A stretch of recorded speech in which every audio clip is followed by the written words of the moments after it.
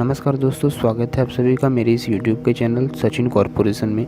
चलिए हमेशा की तरह ही समझते हैं रेलवे से जुड़ी कई सारी जानकारियाँ। सिफा या WL लिखे साइन बोर्ड पर आपने गौर किया होगा। यह बताता है कि आगे मानव रहित क्रॉसिंग है। ऐसे में हॉर्न देते हुए ट्रेन को आगे ले जाना है। सिफा यानी सीटी बजाओ फाटक, और यही इंग्लिश में WL यानी विशेष लेवल क्रॉसिंग। रेलवे में हर साइन बोर्ड का एक अलग मतलब रहता है। येलो कलर के बोर्ड पर ब्लैक कलर से लिखा हुआ यह ट्रायंगुलर बोर्ड स्पीड लिमिट को बताता है कि वहाँ पैसेंजर या गुड्स ट्रेन की स्पीड कितनी रखनी है। ब्लू कलर के बोर्ड पर व्हाइट कलर से लिखा हुआ यह ट्रायंगुलर शेप का बोर्ड शताब्दी और राजधानी जैसी ट्रेनों के स्पीड लिमिट को बताता है। पीले कलर के बोर्ड पर काले कलर से लिखा हुआ T/P टर्मिनेशन ऑफ पैसेंजर तथा ऐसा ही T/G टर्मिनेशन ऑफ गुड्स ट्रेनों के लिए रहता है। इसका अर्थ है कि इस बोर्ड को देखने के बाद ट्रेन पूरी स्पीड में लेकर जाना है, यानी जो स्पीड रिस्ट्रिक्शंस थे वो खत्म कर देना है। C/T लिखा हुआ साइन बोर्ड बताता है कि टनल आने वाला है। व्हाइट कलर के बोर्ड पर ब्लैक कलर से लिखा हुआ कुछ इस तरह का बोर्ड जिसमें तीर ऊपर या नीचे की ओर कुछ नंबर को दिखाते हैं। यह ग्रेडियंट इंडिकेटर होते हैं जो ट्रैक की अपवर्ड और इनवर्ड ग्रेडियंट को दर्शाता है। सिग्नल साइटिंग बोर्ड, ये बोर्ड बताता है कि आगे सिग्नल आने वाला है, ध्यान रखें। एक जैसा कि वर्णित है माल सिग्नल साइटिंग बोर्ड, जिसे सिग्नल से 1400 मीटर पहले लगाया जाता है, और वहीं दूसरा यात्री ट्रेनों के लिए रहता है जिसे सिग्नल से 1000 मीटर पहले लगाते हैं। अब समझते हैं रेलवे के इंटरलॉकिंग सिस्टम के बारे में। इस सिस्टम में जब तक उस रूट से संबंधित सारे पॉइंट सेट नहीं हो जाते तब तक सिग्नल नहीं आता। यह रेलवे के सिग्नलिंग का एक सुरक्षा तंत्र है जिसका एक जटिल नेटवर्क है जिसमें सिग्नल स्विच और ट्रैक सर्किट शामिल होते हैं। यह सिस्टम ट्रेनों की आवाजाही को निश्चित करता है और टकरावों से बचाता है। इसमें पॉइंट्स को सेट्स करके ट्रैक बदलने या डाइवर्ट करने में मदद मिलती है। ट्रैक पर लगे इलेक्ट्रिकल सर्किट दो बिंदुओं के बीच ट्रेन की उपस्थिति का पता लगाते हैं। फिर ट्रेन की आवाजाही की सुरक्षा का निर्धारण होता है। पहले यह मैन्युअली होता था, लेकिन अब इलेक्ट्रॉनिक हो गया है जिसमें कंप्यूटर आधारित प्रणाली रहता है और इलेक्ट्रॉनिक घटकों का इस्तेमाल किया जाता है। सॉफ्टवेयर पर आधारित इलेक्ट्रॉनिक इंटरलॉकिंग एक ही समय में एक ही ट्रैक पर दो ट्रेनों को चलने से रोकता है। इसी सिस्टम की खराबी के चलते ओडिशा के बालासोर का रेल हादसा हुआ था। इलेक्ट्रॉनिक इंटरलॉकिंग सिस्टम में गड़बड़ी होने पर लाल लाइट जलती है और यह बताती है कि सिस्टम में जांच की जरूरत है। EI सिस्टम में गड़बड़ी होने पर ट्रेन को डाइवर्ट करने के लिए पॉइंट लॉक नहीं होता या ट्रेन को जिस दिशा में जाना है उस दिशा में नहीं जाती। सेंसिंग डिवाइस डिटेक्ट करती है कि ट्रैक क्लियर नहीं है और सिग्नल अपने आप रेड हो जाता है। EI सिस्टम में कुछ इस प्रकार गड़बड़ियाँ हो सकती है, जैसे मानवीय भूल, सेंसर का खराब होना, खराब मौसम, केबल का कट जाना, आसपास कट फट होना इत्यादि शामिल है। चौकोर आकार के सीमेंटेड किए हुए इस जगह को तो आपने देखा होगा। इन्हें ट्रैक के किनारे बनाया गया रहता है ताकि रेलवे कर्मचारी मेंटेनेंस वर्क के दौरान किसी उपकरण तथा जरूरी सामान को सुरक्षित रख सकें। मालगाड़ियों पर लिखा दोहरे पाइप वाले तथा लूज शंटिंग ना करे शब्द कई बार लोगों को असमंजस में डाल देते हैं। चलिए समझते हैं इसके मायने। लेकिन यह जानने से पहले वीडियो को सब्सक्राइब कर लें, इससे हमें भी मोटिवेशन मिलता है। दोस्तों, दोहरे पाइप वाला या विथ ट्विन पाइप्स ये इसलिए लिखा गया रहता है क्योंकि यह मालगाड़ियों में दो पाइप दिया गया रहता है, एक फीड पाइप, एक ब्रेक पाइप। मालगाड़ियों का ब्रेकिंग सिस्टम पहले के मुकाबले काफ़ी बेहतर हो गया है। डबल पाइप होने की वजह से वर्किंग प्रोसेस फास्ट है। एक फीड पाइप जिससे टैंक में एयर भरते हैं और वहीं दूसरा ब्रेक पाइप जिससे ब्रेक अप्लाई होता है। ट्विन पाइप होने की वजह से ब्रेकिंग सिस्टम बहुत ही फास्ट है, क्योंकि ब्रेक पाइप जहां एयर टैंक को खाली करके ब्रेक को अप्लाई करते हैं तो वहीं फीड पाइप कंप्रेसर मशीन से तुरंत टैंक को भर देता है। पहले के वैगन में एक ही पाइप दिया गया रहता था, इसमें फीड पाइप नहीं होता। इसे में एक ही पाइप से सारी प्रक्रिया की जाती, जिस वजह से ब्रेकिंग सिस्टम स्लो रहता। अब समझते हैं not to be loose shunted क्यों लिखा गया रहता है। लूज शंटिंग ना करे ये हाई फ्लेमेबल प्रोडक्ट जैसे डीजल, पेट्रोल गैसेस ले जा रहे टैंकरों पर लिखा गया रहता है। असल में मालगाड़ियों के वैगन को निर्धारित कंपनी के आधार पर उनके यार्ड में भेजा जाता है। ये यार्ड काफी स्लोप पर बनाए गए रहते हैं। एक मालगाड़ी में कई सारे वैगन्स होते हैं जो कि एक ही पर्सन के नहीं रहते। अब ऐसे में अगर एक यार्ड में 5 या 10 डिब्बे लेकर लोकोमोटिव जाएगा, बाकी बचा हुआ दूसरे यार्ड में लेकर जाएगा तो इससे समय की काफ़ी बर्बादी होगी। इसलिए ये यार्ड स्लोप पर बनाए गए रहते हैं। ऐसे में वैगन्स को एक लोकोमोटिव द्वारा पुश किया जाता है, फिर ये खुद ब खुद अपने निर्धारित प्लेस पर चले जाते हैं। अब ये शंटिंग की प्रक्रिया दूसरे वैगन में तो ठीक है, लेकिन पेट्रोल, डीजल या गैसेस के टैंकर में किया गया तो घातक हो सकता है, क्योंकि ऑयल के टैंकर को अगर ऐसे ही स्लोप पर छोड़ा जाए तो इनका लिक्विड पीछे की ओर फोर्स लगाएगा, जिस कारण ऑयल लीक होने के साथ टैंक फटने या आग लगने की समस्या बन जाएगी। इसलिए इनका लूज शंटिंग वर्जित है। शंटिंग के लिए ज़्यादातर डीजल लोकोमोटिव का उपयोग किया जाता है, क्योंकि ये इलेक्ट्रीफाइड और नॉन इलेक्ट्रीफाइड दोनों ही रूट पर चल सकते हैं। इसे शंटिंग लोकोमोटिव कहते हैं। यह किसी इंजन या बोगी को उनके गंतव्य तक लेकर आते जाते हैं, इसलिए इन्हें शंटिंग लोकोमोटिव कहा जाता है। अब आगे समझते हैं रेलवे के साइन बोर्ड पर समुद्र तल से ऊंचाई क्यों लिखा गया रहता है।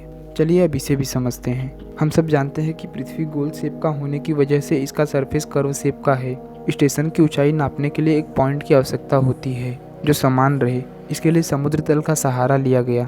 रेलवे साइन बोर्ड पर लिखे मीन सी लेवल से रेल चालक ये समझ जाता है कि अगर ट्रेन ऊंचाई की तरफ जाए तो इसकी स्पीड कितनी रखनी चाहिए, साथ ही ऊंचाई पर जाती ट्रेन को इंजन से कितनी पावर देनी है, और अगर यही नीचे की ओर जाए तो उसकी स्पीड कितनी रखनी है, उसमें कितना फ्रिक्शन लगाना है। इन्हीं वजहों से रेल साइन बोर्ड पर समुद्र तल से ऊंचाई दी गई रहती है।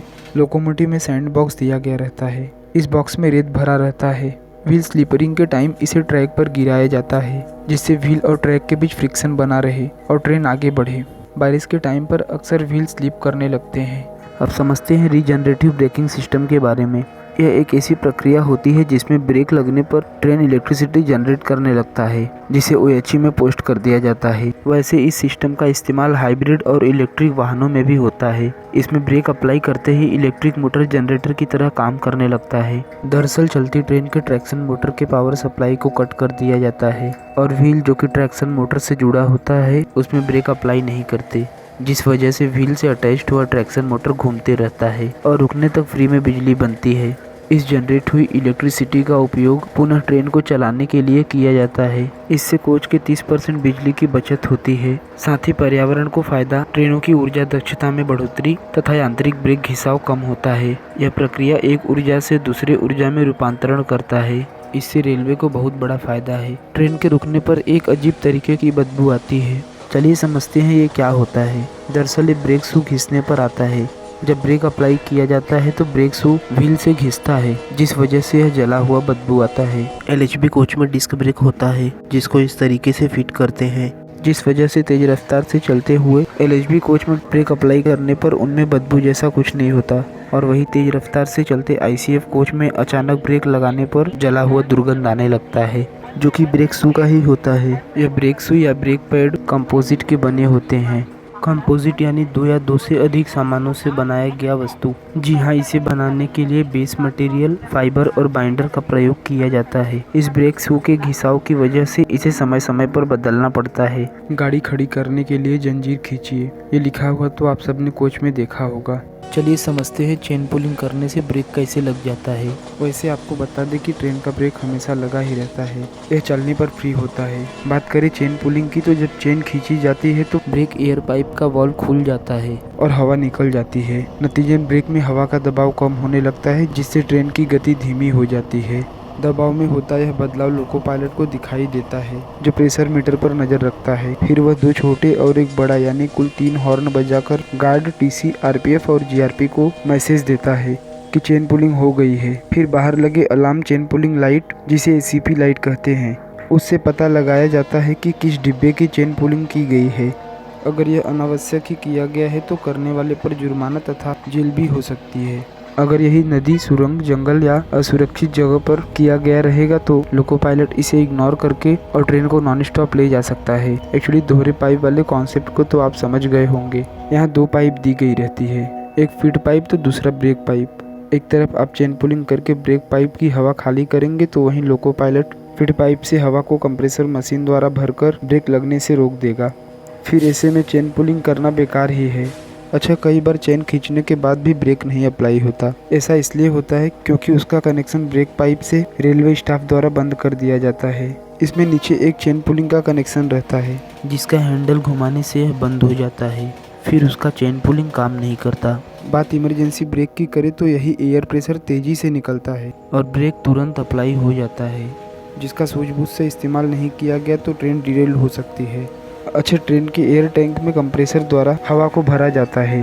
कंप्रेसर मशीन में लगे बड़े पंखे बाहर की हवा को टैंक में भरते हैं। यही मालगाड़ियों में जो कि काफ़ी लंबी होती है उसमें ज़्यादा ब्रेक के प्रेशर को मेंटेन किया जाता है, इसलिए लोको पायलट तथा गार्ड वन दोनों ओर से 5 किलोग्राम पर सेंटीमीटर स्क्वायर प्रेशर को मेंटेन किया जाता है। अब बात करते हैं डीजल लोकोमोटिव में अल्को और ईएमडी बेस्ड लोकोमोटिव क्या होते हैं। देखिए, अल्को टाइप के जो लोकोमोटिव होते हैं वो धुआं खूब देते हैं तथा चलने के साथ इनका भारी भरकम आवाज़ भी होता है। वहीं ईएमडी टाइप लोकोमोटिव में स्मोक फिल्टर लगे होने से ये धुआं कम देने के साथ ही आवाज़ भी कम करते हैं। अल्को का मेंटेनेंस वक्त 50 डेज का है तो वहीं ईएमडी का 90 डेज, जिस कारण यहाँ मेंटेनेंस कॉस्ट की बचत होती है। साथ ही इसमें दिया गया रीजनरेटिव ब्रेकिंग सिस्टम से इलेक्ट्रिसिटी भी ज़्यादा खर्च नहीं होता। अल्को हो या ईएमडी, ये दोनों ही अमेरिका की कंपनी है। बात उन दिनों की है जब भारत में बढ़ते रेलवे के विस्तार को स्टीम लोकोमोटिव द्वारा संभाल पाना मुश्किल हो गया था। फिर अल्को से डीजल लोकोमोटिव मंगवाया गया, लेकिन वहाँ से इसे मंगाना बहुत कॉस्टली था। फिर भारत ने अल्को की टेक्नोलॉजी मांगी ताकि इसका प्रोडक्शन यहीं पर हो सके। फिर डीएलडब्ल्यू वाराणसी में यह बनने लगा, लेकिन अल्को लोकोमोटिव कम माइलेज के साथ तेज आवाज़ करता। लगभग 1 लीटर फ्यूल में यह 200 से 300 मीटर तक ही चल पाता, उसमें भी स्पीड कुछ खास नहीं था। फिर रेलवे ने ईएमडी की टेक्नोलॉजी लानी चाहिए। पहले तो ईएमडी ने इसे साझा करने से मना कर दिया, लेकिन फिर बाद में सहमति बनी और ईएमडी लोकोमोटिव का परिचालन शुरू हुआ, जो कि कम आवाज़ के साथ काफ़ी तेज चलता और इसमें स्मोक फिल्टर लगे होने से धुआं भी यह नहीं देता। इसकी फ्यूल एफिशिएंसी अल्को के मुकाबले काफ़ी बेहतर थी। 1 लीटर फ्यूल में यह 300 से 400 मीटर तक की दूरी तय कर लेती, यानी अच्छा माइलेज देता। ईएमडी में लगे एचओजी सिस्टम से एलएचबी कोच की ट्रेनों को बिना जनरेटर कार लगाए ही एक केबल के माध्यम से कोच में इलेक्ट्रिसिटी की सप्लाई लोकोमोटिव से ही दे दी जाती। वैसे अब अमेरिका से ही मंगाए गए जीई लोकोमोटिव ईएमडी को पीछे छोड़ दिए हैं, क्योंकि जहां ईएमडी में 2 स्ट्रोक इंजन थे तो वहीं जीई में 4 स्ट्रोक हैं, जिस कारण यह ईएमडी से पावर आउटपुट, माइलेज, वेट इन सब में बेहतर है। इससे पोल्यूशन भी काफ़ी कम होता है। साथ ही इसका लुब्रिकेंट सिस्टम इतना बेहतर है कि ईएमडी के मुकाबले इसके पार्ट्स कम घिसते हैं। दीनदयाल कोच को तो आपने देखा होगा, ये कोच बाकी कोचों से अलग रहता है। असल में इनमें खास तरह की सुविधा दी गई रहती है। इसका नाम पंडित दीनदयाल उपाध्याय जी के नाम पर रखा गया है। दीनदयाल उपाध्याय जी एक भारतीय राजनीतिज्ञ तथा भारतीय जनसंघ पार्टी के नेता थे, जिन्होंने अपना सारा जीवन मानवता के लिए समर्पित कर दिया। उनके इन्हीं समर्पण पर इंडियन रेलवे ने दीनदयाल कोच की शुरुआत की। ऐसे कोच में कई सारी सुविधाएं रहती है, जैसे कि गद्देदार सामान रखने की rack, mobile charging point, bio toilet, पीने का पानी और कोट हुक। शौचालयों में जल स्तर सूचक और उपयोग का संकेत बोर्ड भी लगा हुआ है। ऐसे कोच में 2 एक्वा गार्ड लगाए जाते हैं। साथ ही एल्युमिनियम के कंपोजिट पैनल और स्टेनलेस स्टील के पैनल भी लगे होते हैं, जिसके जरिए आम यात्रियों को बेहतर यात्रा का अनुभव मिलता है। वास्तव में ये कोच उन यात्रियों के लिए समर्पित है जो अधिक खर्च नहीं कर सकते और आमतौर पर ट्रेन के जनरल कोचों में ही यात्रा करते हैं। इन्हें जनरल कोच की जगह लगाया जाता है। आज के इस वीडियो में सिर्फ इतना ही। कमेंट करके बताएं वीडियो कैसा लगा, शेयर करें। वीडियो अच्छा लगा तो लाइक करें, सब्सक्राइब करें और नए वीडियो की नोटिफिकेशन के लिए बेल आइकन को टच करें। मिलता हूँ एक नई वीडियो में नए टॉपिक के साथ। तब तक के लिए bye bye and take care.